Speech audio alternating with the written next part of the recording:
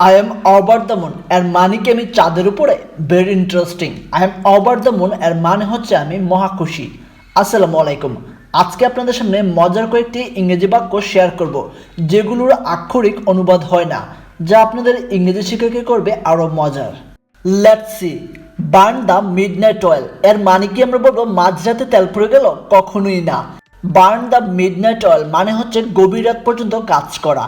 মনে করুন আপনি কোনো একটা কাজ নিয়ে অনেক ব্যস্ত, যা করতে করতে অনেক রাত হয়ে গেছে, তখন সেটা অন্য কাউকে যখন বলবেন বার্ন দ্য মিডনাইট অয়েল, অর্থাৎ মানে হচ্ছে আপনি অনেক গভীর রাত পর্যন্ত কাজ করছেন, বা বার্ন দ্য মিডনাইট অয়েল অর্থাৎ গভীর রাত পর্যন্ত কাজ করা।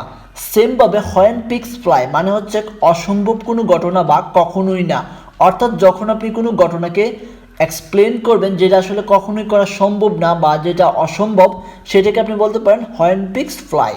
সেমভাবে ব্রেক দ্য আইস মানে হচ্ছে বরফ ভাঙা নয়, এর মানে হলো নতুন কোনো পরিস্থিতিতে আরামদায়ক পরিবেশ সৃষ্টি করা।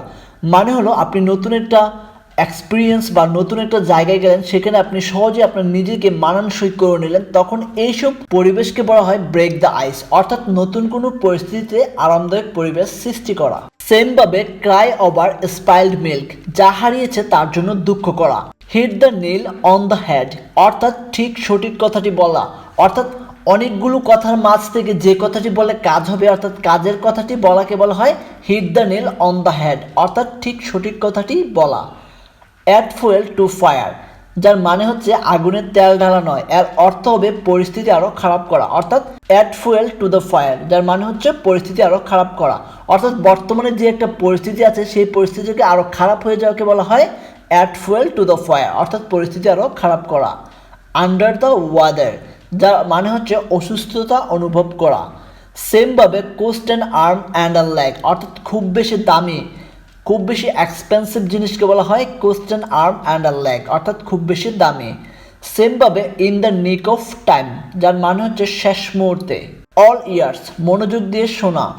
বিট অ্যারাউন্ড দ্য বাশ, অর্থাৎ বিষয়টি এড়িয়ে কথা বলা, অর্থাৎ কোনো একটি বিষয় নিয়ে কথা বলতেছেন, আপনি সেই বিষয়টিকে এড়িয়ে অন্য একটি বিষয় নিয়ে কথা বলতে চান, তখন বলবেন বিট অ্যারাউন্ড দ্য বাশ, অর্থাৎ বিষয়টি এড়িয়ে কথা বলা।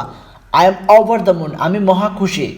সেমভাবে বাইট দ্য বুলেট এর মানে কিন্তু বুলেটকে খেয়ে ফেলা নয় বা বুলেটকে কামড় দেওয়া নয়, বাইট দ্য বুলেট কঠিন পরিস্থিতি মেনে নেওয়া।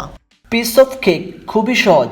For example, getting a good job is not a piece of cake, অর্থাৎ ভালো একটি চাকরি পাওয়া মোটেই সহজ কাজ নয়, এরকম অর্থ বোঝাতে এটি ব্যবহৃত হয়। স্পাইল দ্য বিনস, গোপন কথা ফাঁস করা। সেমভাবে late the cat out of the bag, যার মানে হচ্ছে ব্যাগ থেকে বিড়ালটা বের করা নয়, এর মানে হবে গোপন কথা ফাঁস করা। Let the cat out of the bag, অর্থাৎ গোপন কথা ফাঁস করা। সেমভাবে once in a blue moon, অর্থাৎ একেবারেই দেখা যায় না, খুবই রেয়ার বা খুবই বিরল। The elephant in the room, বড় ও গুরুত্বপূর্ণ সমস্যা যা সবাই এড়িয়ে যাচ্ছে।